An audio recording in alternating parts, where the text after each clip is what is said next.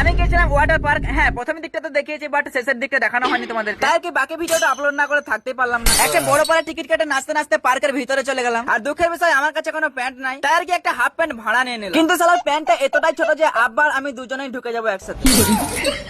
তাই আর কি অন্য একটা প্যান্ট নিয়ে চলে গেলাম চেঞ্জিং রুমে চেঞ্জ করতে। আর সেখান থেকে বের হতে হালকা করে কিছু ফ্যানের দেখা। সর্বপ্রথম চলে এলাম সব থেকে বড় রাইডটাতে। এত ভয় লাগছিল মানে যতটা বলছি অতটা ভয় লাগেনি।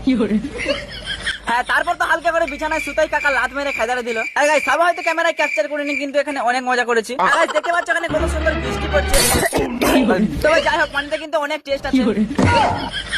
তারপর আমরা চলে গেলাম হালকা করে কিছু খাবার জন্য। আহা, কেমন জানি বড় লোক ফিল হচ্ছে। আর গাইস, এই রাইডটাও কিন্তু অনেকটা সুন্দর ছিল।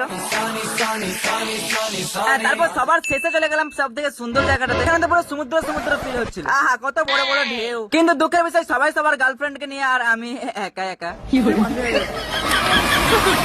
আর গাইস, সবকিছু শেষ করে লাস্টে ভাবলাম হালকা করে হিসু করে না হাসবে না, শান্তি।